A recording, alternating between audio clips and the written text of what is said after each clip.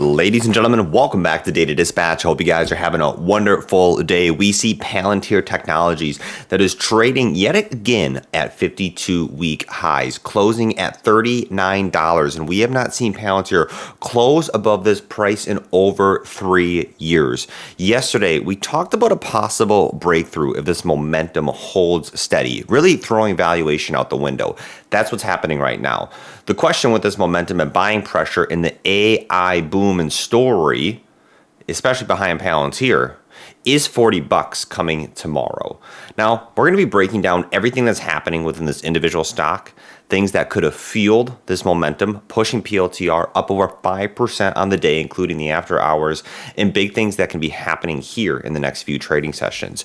If you are a new or returning viewer, hit that like button, subscribe for daily videos, and of course, I'm not a financial advisor, collecting all the data and dispatching it to you. Now, pop it up on here. Palantir opens up with a lot of buying pressure. Trading volume 2, we see at 57 million, basically slightly over its 3-month average. Closing here at 39.24 and at 39.41 in the after hours. On overnight Robinhood hours, it's kind of sitting right about 39.40 right now as we speak.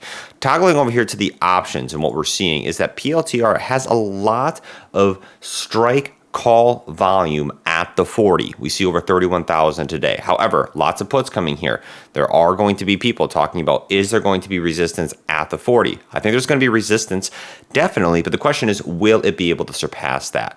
Now, some of the big key things that we've seen in PLTR in the last few days. One of the big things was insider selling. This was bringing a lot of uncertainty in FUD because when insiders are selling, usually this creates fear among investors across retail and institutional and all over the street. However, Peter came out here, was selling a lot of shares, but has completed selling the amount of shares that he said he was going to do. He completed selling the maximum number of shares under his specific trading plan. He had until December 31st of not this year, but next year to fully execute the selling of all those shares. The fact that he's already done it, I think was a good decision because this kind of closes this chapter and opens up the page for, okay, we got that behind us in terms of insider selling, the uncertainty that comes with that. What's the next step for Palantir? And on top of that, you also had investors that ate that right up. With all the insiders that were selling, we didn't see Palantir really move at all in terms of price action. We actually saw consolidation and further support building at this 36, at this 37. You can see the consolidation right here, which will be important once we do see a pullback for PLTR to test those high 30s in terms of a support level. And of course, we see support at the low 30s and at 30. Now, also, in addition, we have Palantir that announced that multi-year strategic partnership. We talked about this all in yesterday's video, if you missed it, with EdgeScale AI to enhance artificial intelligence operations, manufacturing, and utilities, and other different types of industrial sectors. The objective is to basically simplify the development of these AI capabilities, and EdgeScale bringing PLTR software on board is going to help achieve this goal and achieve the various milestones that they are trying to complete. One thing with PLTR up here above the 39s, of course, buying at 52-week highs does carry a lot of inherent risk. That is the high. However, mostly every investor that's taking a long position on PLTR is up right now. Mostly everybody out there, probably over 99%. With that comes a lot of momentum and a lot of bullishness behind PLTR. And the short sellers, like Alex Karp came out and said, are really probably putting their whole fist in their mouth right now, biting down, wondering how high this is going to go in terms of momentum coming behind the actual stock. We even have Jim Cramer coming up here talking about it put up some good numbers. Uh-oh, don't speak too much, Jim, because of the reverse Cramer theory. However, with PLTR on that methodology, you got Cramer coming in and even ranking PLTR as 6th on his list of the best performers, acknowledging the potential for PLTR as an investment here, talking about conviction lies on behalf of AI stocks hold a greater promise for delivering higher returns and within a shorter time frame. This all sounds very good. And PLTR is executing all of the hopes and dreams and basically everything that they say that they're going to do. We're seeing that actually being reported. being performed. We're seeing contracts on the commercial and governmental side of things that are being executed and put into the highlights. I feel like every other week we're seeing additional major contracts. This is really important, and we see PLTR that's really starting to catch attention of the media, getting included into those major headlines. We've seen a lot of analysts talking about it. Even on social media, we're all talking about PLTR. It does have a big name behind it right now, and even from the retail investment perspective, does have a lot of momentum. Now, I think it's going to be important to start talking about what's happening in the next month. And that is because the next earnings report will be announced around November 1st. We do have 11 earnings per share revisions in the bullish direction. Right now sitting at 9 cents. That's what the prediction that the street gives it. However, PLTR has had a wonderful track record over the last 6 to 7 quarters, doing an astronomical job beating the expectations that Wall Street does give PLTR, even though those expectations have been set very high. Palantir continues to beat the bar.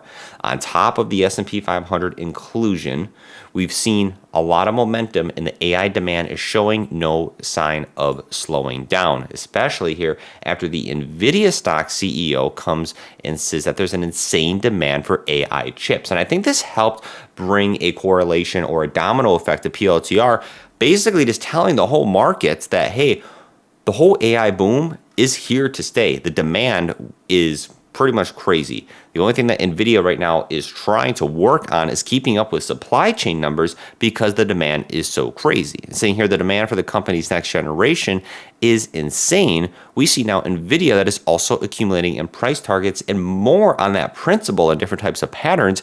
Technical forecasts and analysts are now pushing price targets on NVIDIA to about $180 to $210, still talking about that support at $100. Ladies and gentlemen, NVIDIA right now sits at 122, up about 3.4% in the day. At 180 to $200, that market cap is tremendous. But however, shows you the amount of market capitalization that's pooling into AI stocks across the board. And looking at Palantir right here, sitting at a market cap of $87 billion over just the last few years, and even with the launch of AIP, I don't think a lot of people would expect Palantir to be at these price levels. What do you think about what's going on, and do you think we will see Palantir overcome $40 here in the next trading session? One big thing that could have an influence on this is stock futures right now. They're not making a lot of moves, and that is because Wall Street is awaiting the September jobs report. Now, with that September jobs report that's going to be happening, you also have the port strike that actually has came to an end. That didn't last too long. After we have some types of association and the Maritime Alliance here, they reached an agreement on wages. They also extended their contract into January to allow more time for negotiations on wages and probably different types of benefits. End of the story. The port strike lasted not nearly as long as I thought it was going to do, which is bullish for the market because port strikes and the effect that they could have is billions of dollars being disrupted within the economy. Oil futures are increasing right here in terms of the Middle East tensions. Those are still there. What we're looking for in terms of Friday's report is going to be the next big catalyst for the market in terms of how things are doing with the economy. They expect non-farm payroll jobs to show a growth of 150,000, up from 142,000 in August, holding the unemployment rate steady at about 4.2%. Now, I agree with this statement right here that Friday's employment numbers in terms of the jobs report will only move the markets if it comes in below expectations. If we see a large miss in those expectations, that's where I think we could see a little bit of a turn of events in terms of the broader market, and that's where we could see more volatility in terms of selling pressure for things like NVIDIA, for things like PLTR, if that market sentiment kind of takes control of all the different individual stocks out there. If we see them surpassing that, I think that's just showing that the economy is continuing to be resilient, even though we're seeing signs of cooling and with the expectations that we're going to have those interest rate cuts for the remainder of the year. What are all your thoughts down in the comments? Do you think this is good for PLTR? And do you think 40 bucks is here in the near future? There's a lot of big questions to ask.